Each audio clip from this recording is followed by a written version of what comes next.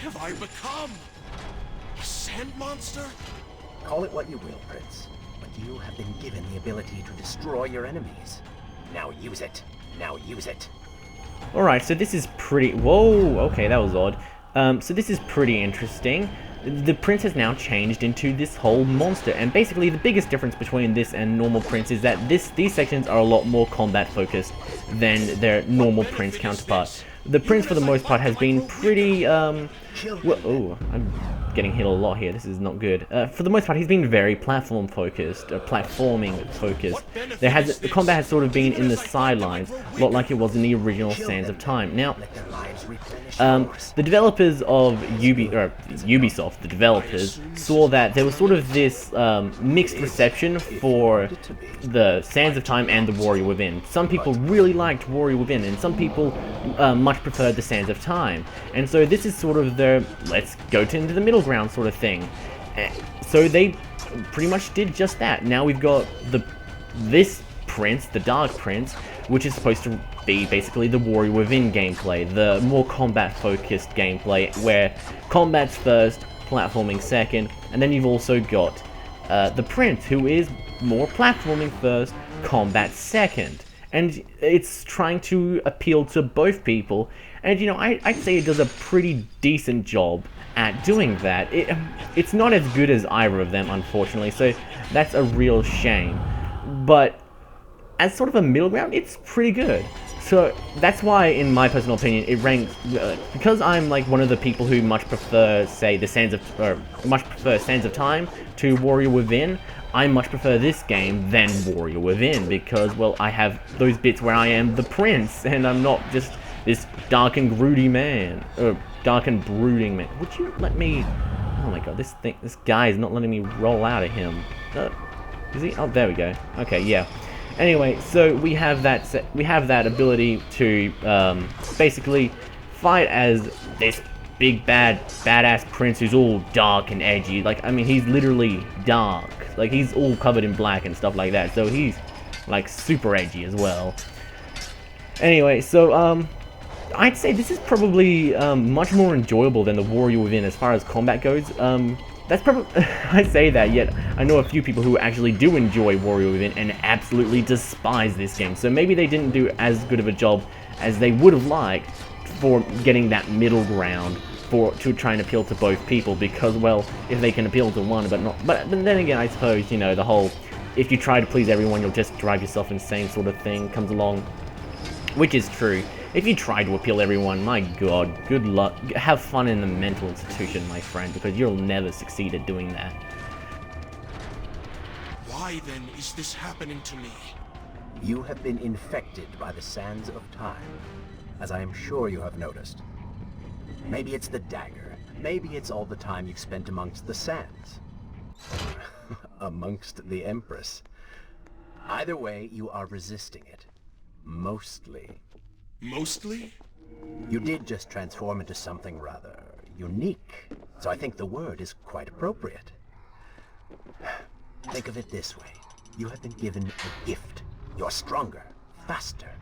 Uglier. Now. That explains the transformation. But who are you? Have you not realized? I am your untapped potential, your unrealized dreams. I am part of you. You're inside me? Yep, yes he is. So, yeah, this is supposed to represent the Prince's angsty phase, I suppose. And then the regular Prince is the good Prince, the nice Prince.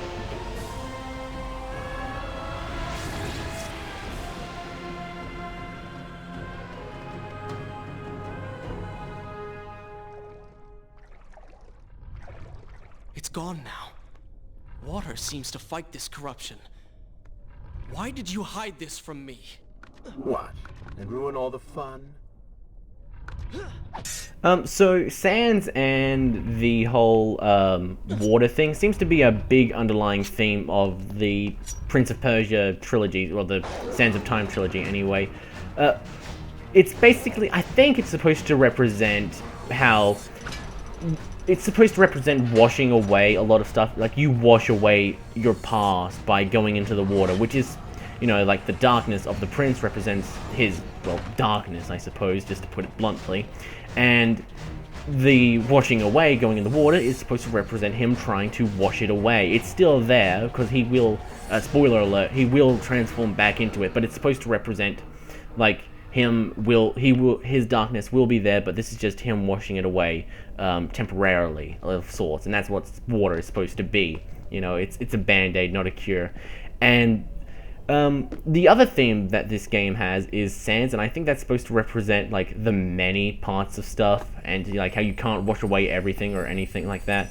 Anyway, let's take a drink from this fountain, which is our new sort of way that we get an upgrade. So, in the original Sands of Time, what we did to get an upgrade was basically we had to find something, and then we'd walk in there, the prince would say something weird, and then we'd get our health upgrade. That's it.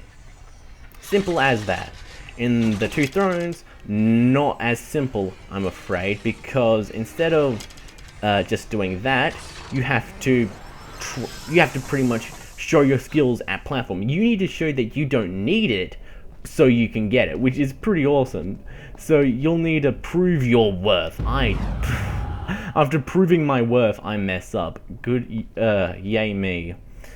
Oh, there we go. I thought I was going to mess up again. Anyway, so yeah, that's actually something that I quite enjoy. It is pretty annoying, but it's not mandatory to complete the game. You can complete the game by having your normal amount of health. Hell, you can complete the game by not taking any damage at all if you're skilled enough. But then again, I suppose it is that whole is it skilled enough sort of thing, where you need to prove that you're skilled enough in order to get it, but you can just avoid it if you're not skilled enough. So I suppose it doesn't make the most sense, but hey, whatever. I do what I want, and I assume the game developers live by that same motto. Shall I continue? I shall not save. No. Something that's a bit weird is you can't just press like circle to back out of a, like, do you want to save? You have to click X on the whole no thing. So that's quite odd. But I mean, okay, fair enough, I suppose, but oh well. Just, you know, it's just that's one of those sorts of minor complaints that I have. You know, you can't press it to back out, but you can press it to, like, back out of some things, or it seems like some things. Yeah, it's minor, like I said. It's just odd. Anyway, now we have our first, like, stealth kills in the new section. Well, since we've had our... I totally got that. Anyway, so now that we've got our new sort of dagger of time, oh. Okay, never mind. That could have gone better, much better. That was supposed to be me showing how much you can mess up with the stealth, but I sort of messed up too much. Something was woken within, something strange and cunning, something dark. The 7 years spent on the run had embittered the prince and made him hard. This burden sustained his other half, gave it strength. The prince was tempted to do as it said, for it was a light in the darkness, offering comfort and guidance to a man who had just lost everything. But what were its intentions? Why did it help him? Only time will tell. Now, this may just be me being crazy, but I think his darkness is supposed to represent, like, maybe it's supposed to say something like, you can't undo all of the bad stuff that you've done. The prince has already been to this dark place in his life, Warrior Within, and he's done those bad deeds, and now he has to try and learn to live with that. He can't undo that, and now this is him trying to, at the same time, undo everything, but also come to grips with it. And on that note, GG!